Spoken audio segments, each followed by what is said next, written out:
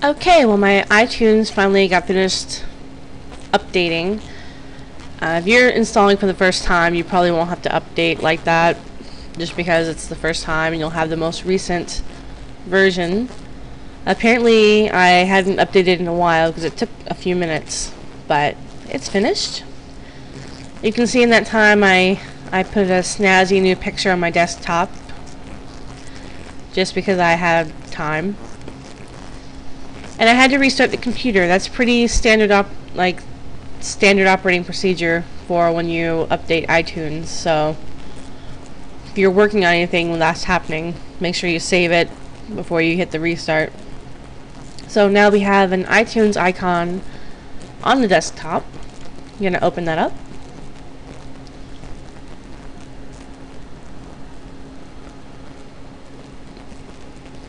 One of these days it might actually load.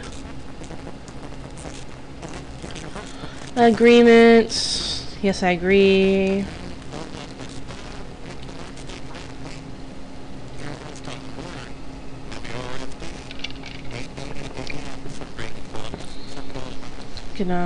Oh, it's updating my library again.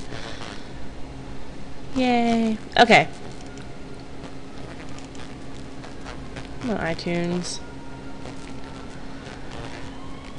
I think it might be because running slowly for me because I've got all of these files from a different user. Oh, there's a siren outside. Yay. Okay. I have all these files from a different user. Oh, welcome to iTunes. I don't need any of that. And you don't either, because we're getting ready to go over all that. But it's another good resource, obviously. Getting started, explore the player, import CDs, create playlists, sync to your iPod or iPhone, store, of course, download movies and TV shows, free podcasts.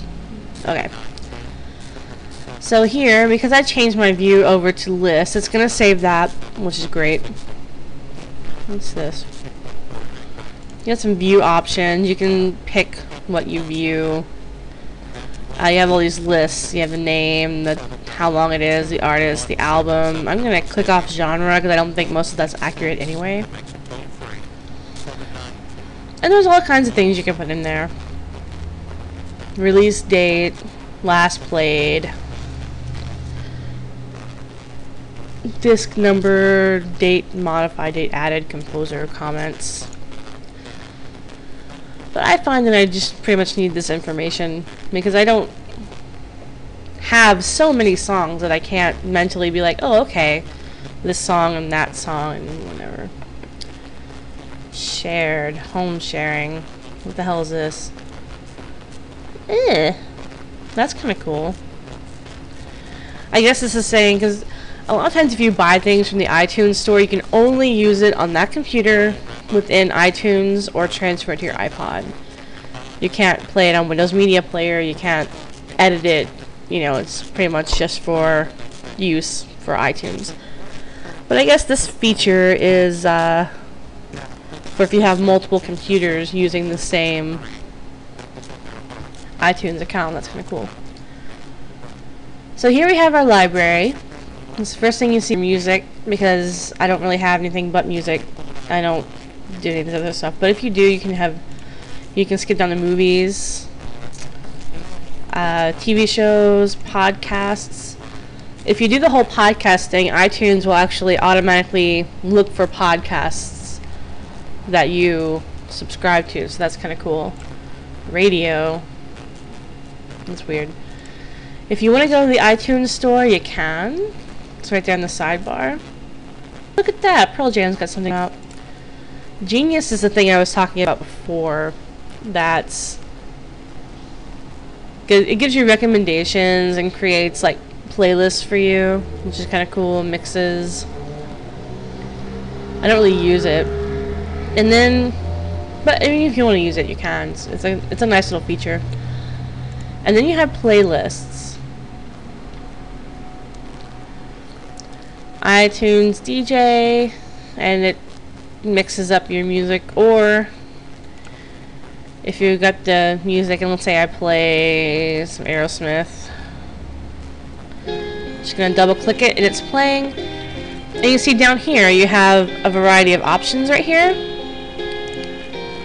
This one creates a new playlist, and we'll be getting to that in a few minutes. And I'm gonna turn down the volume.